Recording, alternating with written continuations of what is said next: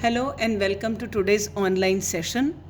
Today we will continue with the chapter supply. Topic of discussion is today's changes in supply. Changes in supply is of two types, that is change in supply and change in quantity supplied. These are the two type of changes ਜਿਹੜੀਆਂ supply ਦੇ ਵਿੱਚ ਹੁੰਦੀਆਂ. Change in supply is known as shift in supply curve at the existing price. ਦਿੱਤੀ ਹੋਈ ਕੀਮਤ ਤੇ supply curve ਦਾ shift ਹੋਣਾ either rightward or leftward. Change in quantity supplied, or it is known as movement along the same supply curve. This change in quantity supplied, same supply curve ਦੇ against movement ਹੈ either upward or downward. ਇਹ ਜਿਹੜੀ movement ਹੁੰਦੀ ਹੈ it is due to change in own price of the commodity. So first we will discuss change in supply and then change in quantity supplied. Change in supply ਦਾ ਮਤਲਬ ਹੈ when supply of a commodity changes due to other factors than the own price of that good, and the other factors changes but the price of that commodity remains the same. That is why it is known as at existing price. So change in supply of a good means change in supply of a commodity due to other factors than its own price or at the existing price. It is of two types, increase in supply, decrease in supply, or it is known as rightward shift, and decrease in supply is known as leftward shift, right? Let's increase in supply. Increase in supply means when supply of a commodity increases.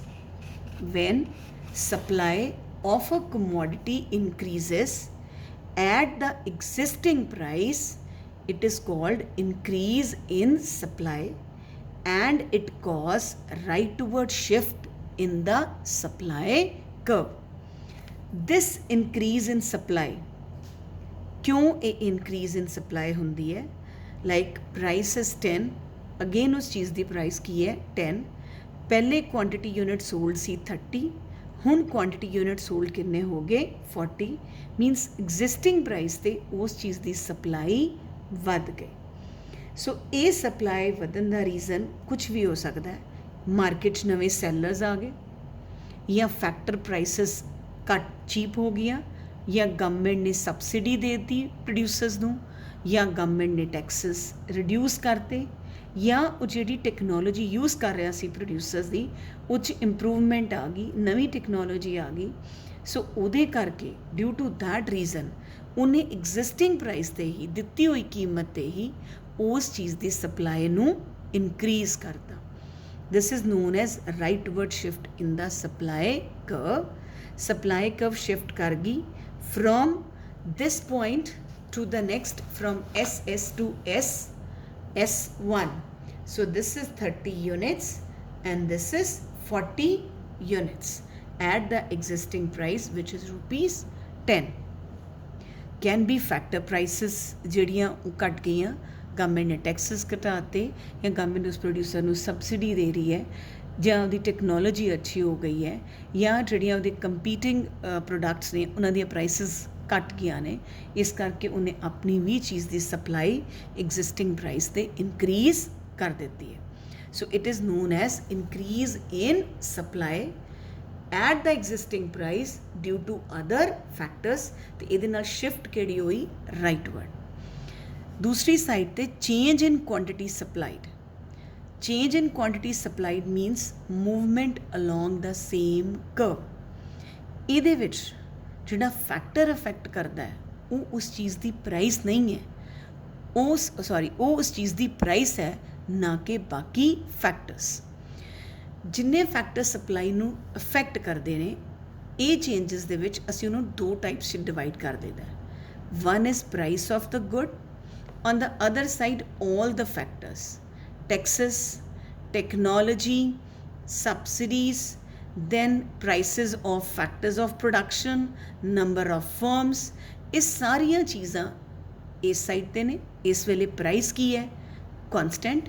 ਔਰ ਇਸ side ਤੇ price change ਹੁੰਦੀ ਹੈ, other factors ਕੀ ਹੁੰਦੇ ਨੇ? Constant. ਸੋ ਇਸ ਕਰਕੇ ਇਹਦੀ ਡਿਵੀਜ਼ਨ ਆਉਂਦੀ ਹੈ। when supply of a commodity changes due to change in its own price, it is known as change in quantity supplied. Change in quantity supplied ਵੀ ਦੋ ਤਰ੍ਹਾਂ ਦੀ ਹੈ। One is expansion of supply, another is known as contraction of supply. Now expansion of supply is parallel to increase in supply.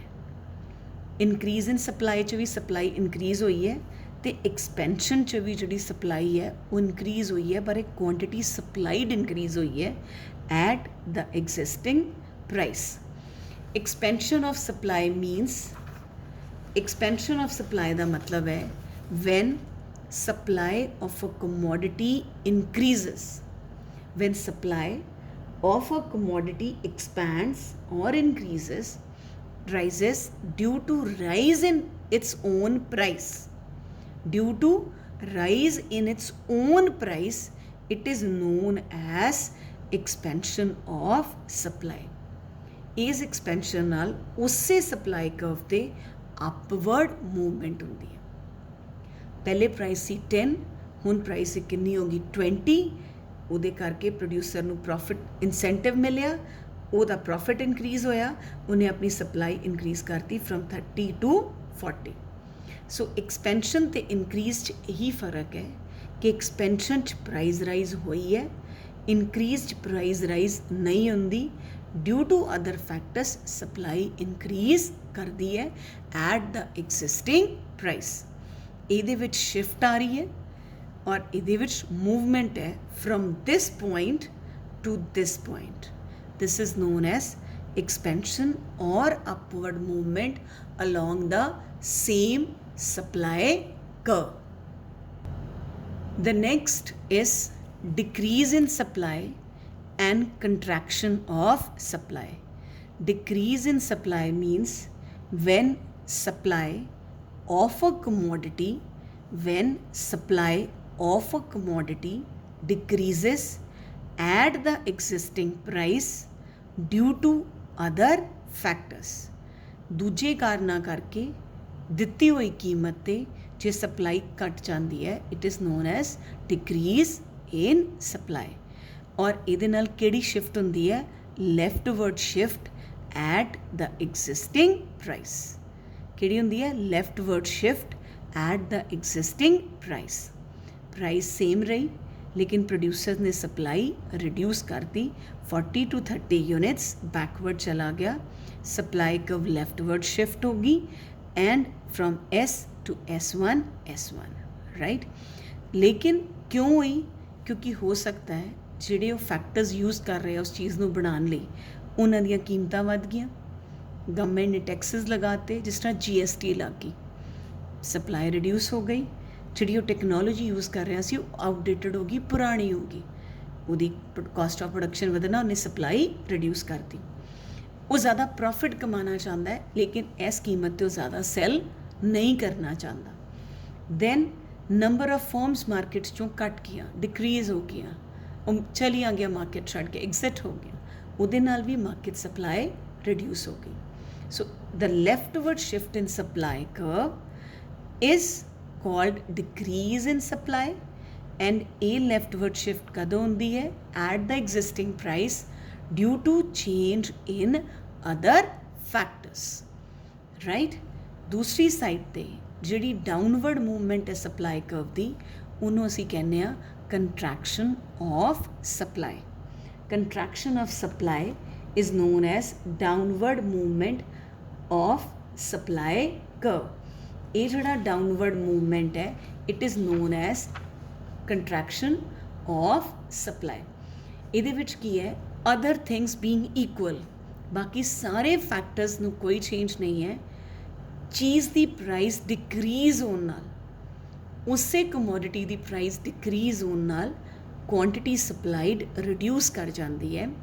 ਪਹਿਲੇ price ਸੀ 20, ਹੁਣ ਕਿੰਨੀ price ਹੋ ਗਈ 10।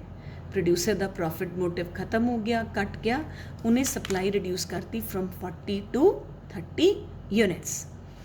ਪਹਿਲੇ ਪ੍ਰਾਈਸ ਸੀ 20, ਹੁਣ ਹੋ ਗਈ 10, ਉਹਨੇ ਯੂਨਿਟਸ ਰਿਡਿਊਸ ਕਰਤੇ from 40 to 30।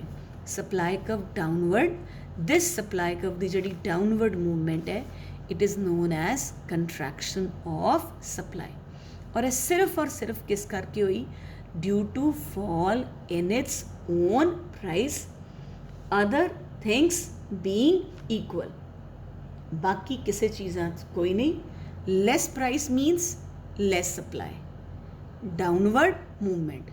More supply means more price means more supply, upward movement. Price 'ਚ कोई चेंज नहीं है। अगर बाकी फैक्टर फेवरेबल ने, सप्लाई कर्व राइटवर्ड शिफ्ट कर दी है। अगर बाकी फैक्टर्स अनफेवरेबल ने, सप्लाई कर्व लैफ्टवर्ड शिफ्ट कर दी है। और इस शिफ्ट दे विच प्राइस चेंज नहीं होंदी। It is known as the existing price. So these two are known as the changes in supply. One is change in supply, another is change in quantity supplied. दोनों ही दो तरह दे। One is rightward shift or leftward shift, another is either upward movement or downward movement. So this was all about the changes in supply.